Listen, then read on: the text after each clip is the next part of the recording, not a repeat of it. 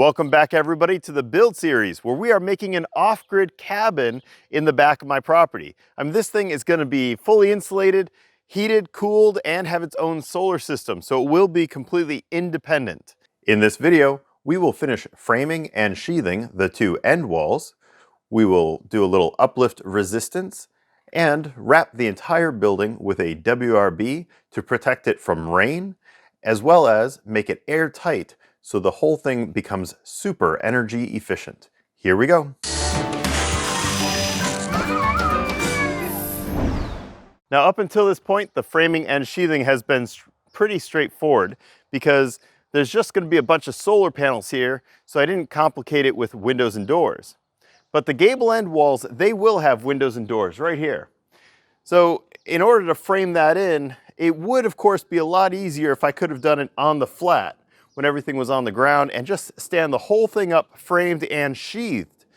And you can certainly do that if you have a lot of manpower, but it was just me and sometimes my dad is coming out to help, and I was worried that we wouldn't be able to get that thing lifted. So we're just going to do it in place right now while it's standing up. So that's our 84-inch mark, and I'm going to do the same thing on the other side. The normal method for framing a wall, the studs will go all the way from the floor all the way up to the ceiling. But in this case, I have a long distance here. 14 feet over on this side. So I'm going to break it in half, and I'm going to make one long header from wall to wall. That will be out of a 2x8, and that will be the header for both the door and the window on this gable end. The door that I'll be installing on this end is going to be a right-hand in-swing door 3068, which is 36 inches by 80 inches tall. This is not a header in a normal sense because the weight of the roof is transferred to the studs directly. So the header is only here to support the weight of the insulation, the siding, things like that. So it's a very lightweight header. I don't have to worry about transferring roof loads.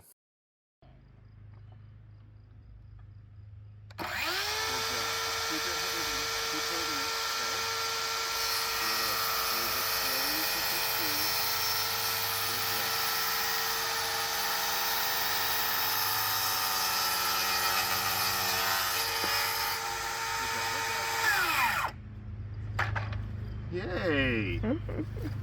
There you go. You said I could only do one piece of wood with you. Good job.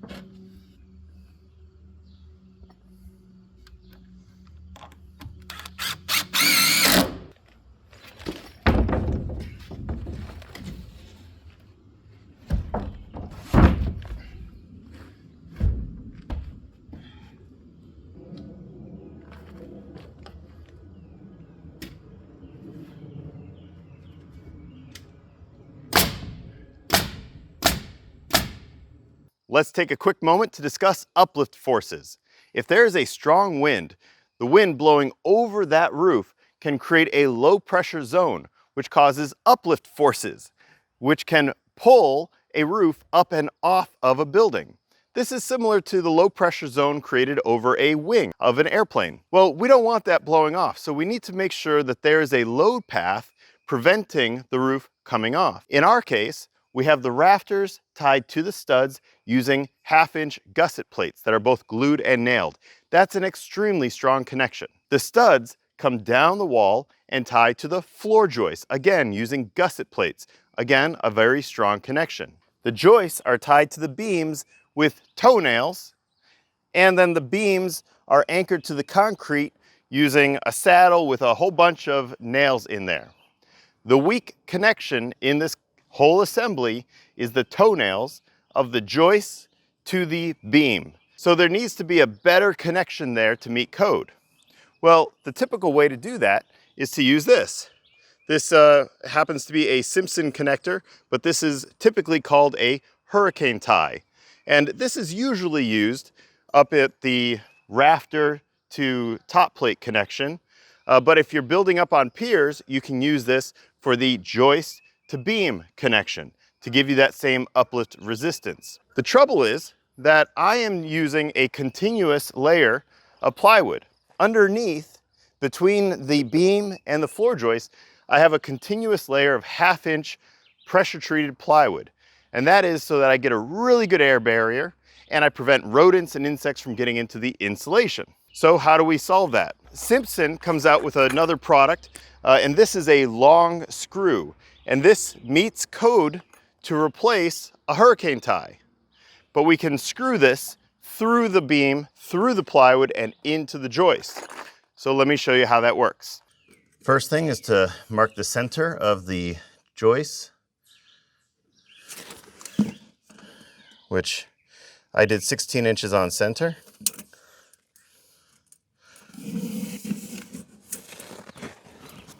This piece of metal is a guide. You put it on right here, and it helps you guide the screw into place. This is the first time I've installed these. Then I tip it. Let's take that off.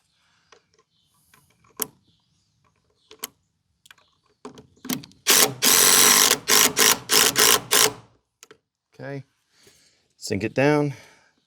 Yeah, so I'm supposed to tip this down farther, but I can't get it with the foundation where it is. So let me come up a little bit higher.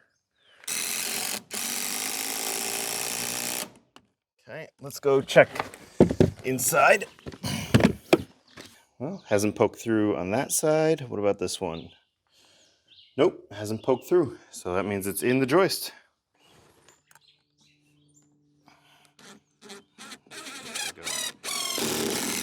Now we're at a shallow angle.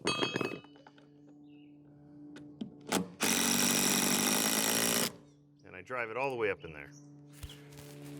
Now comes the time where I need to protect the building from the rain.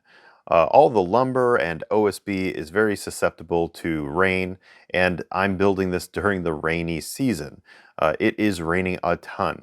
So I am very anxious to get the WRB on, or weather resistant barrier. This is a form of house wrap. The one that I'm using is from Protecto Wrap, and it's called Protecto Wall VP. Traditionally, this used to be tar paper, and then we transitioned to synthetic house wraps, which a very common brand that everybody knew was Tyvek from DuPont. That was used for a long time. And these days we have a variety of different products to choose from. This one that I'm choosing, I wanted because it is a giant roll of adhesive backed house wrap. So you're getting the weather protection, so rain will roll off from this, which protects the OSB and the framing. Through the life of the building, if any water gets past flashing or caulking cracks and gets past the siding, then this is a secondary water resistant barrier to help get the droplets of water down to the ground and away from the building. So this serves that purpose of protecting the building from liquid water, but it also allows water vapor to pass through it. So any moisture from inside the building traveling through to the outside of the structure will not get trapped, because trapped water has the potential to cause rot in the OSB. So that's where the VP comes in, vapor permeable, meaning water vapor can pass through it. And then also, because it is fully adhered, it's like a giant sticker or a giant roll of tape, you're also sealing over any gaps, nail heads, holes. Everything gets air sealed. So this is helping a lot in your air sealing strategy. So this is going to be very energy efficient, because the number one thing you can do to make a structure more energy efficient is to make it airtight. Now that will mean that I need to add some ventilation later, which I will do. But this is going to be an extremely efficient structure because I'm air sealing it. You might notice that I'm up on the roof instead of standing on those wall brackets. The wall brackets were my staging platform that I had. So why did I do that? Well, I wanted to get the Protecto Wall VP up on the wall and run continuously behind where those wall brackets were. So I needed to take the wall brackets off for that. And then I decided to put this upper row of the Protecto Wall VP on the building before I put those wall brackets back in place. Now this product has multiple split releases on the backing. So what I'm doing right now is I'm taking off just the upper 6 inches and sticking that to the roof. Then I'll remove some more backing on the wall, stick it down, but I'll leave the bottom 6 inches of the plastic still attached. What that'll do is be a flap that I can fold down later once I'm done with the wall brackets all together. And then that bottom 6 inches, when it gets folded down, will seal over the holes left behind from the wall brackets, because each wall bracket has a 3/4 inch diameter hole where the long bolt goes through and attaches. So that's kind of why I'm doing this arrangement, but I'll get those wall brackets back up as quickly as I can and then be able to work from that much safer.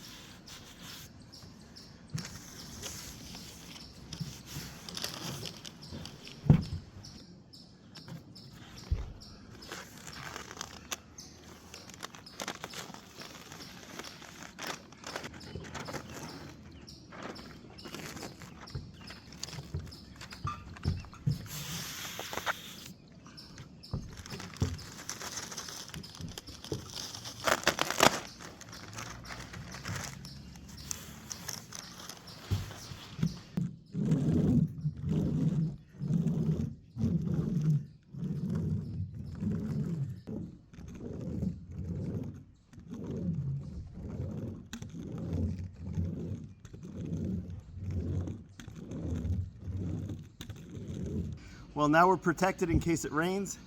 We have 180 days of exposure, so that means this can be left out in the sun for 180 days and still meet warranty. I'm gonna have a roof over this well before that, but it's good to know we have that length of time.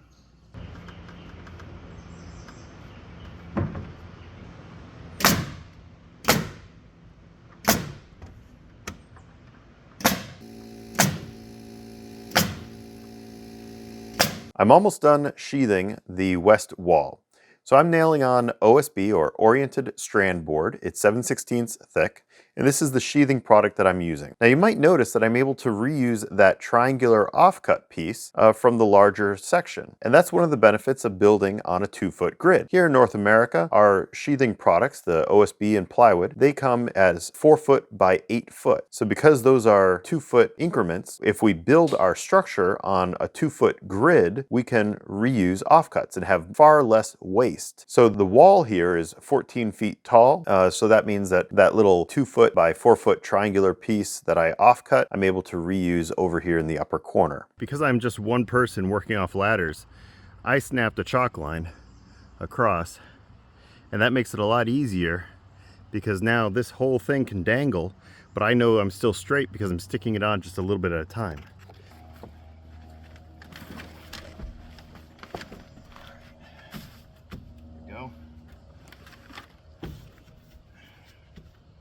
Now I can peel this off and I can see the chalk line.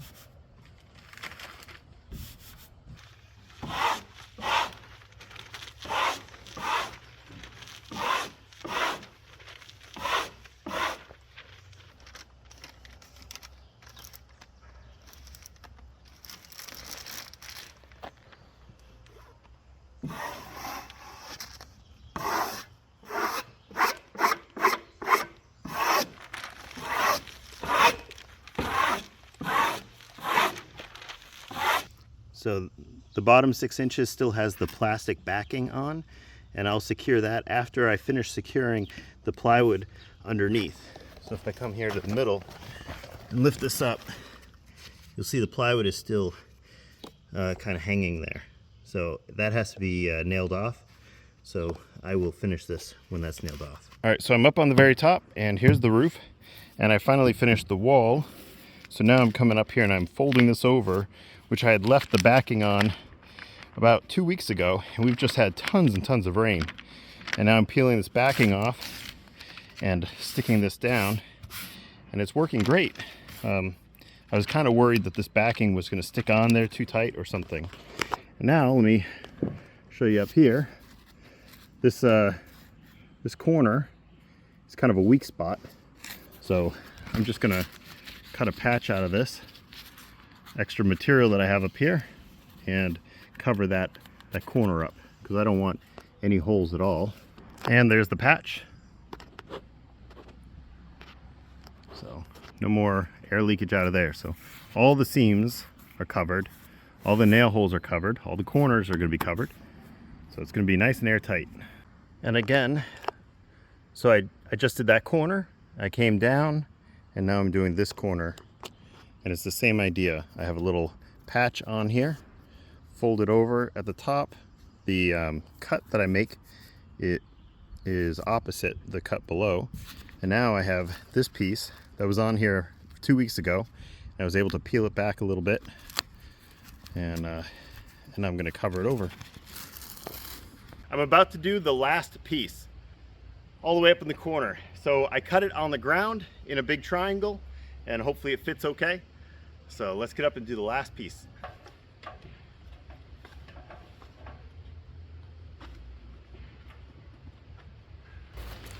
As you can see, I'm doing this one upside down because I'm following the red line on the WRB underneath it.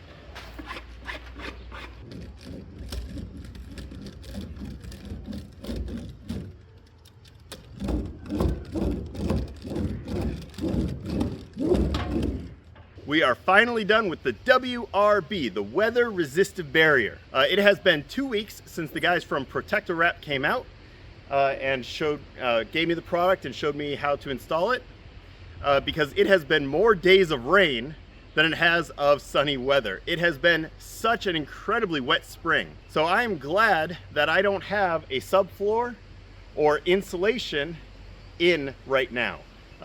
Any rain that gets in there can fall straight through to the dirt. But now that the shell is up and is now rain tight, now I can worry about nailing up the pressure treated plywood to the underside, nailing down the subfloor inside, and I don't have to worry about those things getting wet.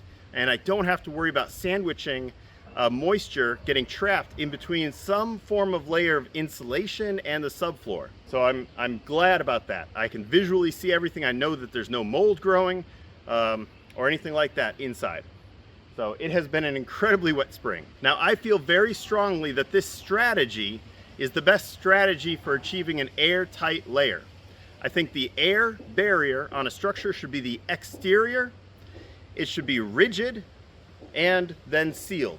So in this case, the 7/16 OSB is my rigid layer. It is continuous all the way around. The underside is 1/2-inch pressure treated plywood, but it's all one continuous layer all the way around, all 6 sides of the structure. Any nails and cracks and things like that, they're all sealed over. So I don't have to worry about just taping seams and then having the nails leak. I have sealed over all of it. Thank you very much, everybody, for watching. I will leave links in the description below. And in order to get the Protecto Wrap, pretty much any lumber yard out there will sell Protecto Wrap. So you need to go to your local lumber yard and ask them to order it. It might not be a stock item, but who knows? If enough people start asking for it, maybe enough lumber yards will start stocking it. So thank you everybody so much for watching. If you enjoy these videos, please like, subscribe, comment, and share. All right, so you can see up top we have a flap. That's for the top of the window and door. Down below we still have a flap down here because I haven't yet secured all the pressure treated plywood. That's you can see the plywood here, still loose. You need one more strip right down the middle. Yeah, but it's secured on the front because that is fully nailed in. And then this side is fully done. And the back.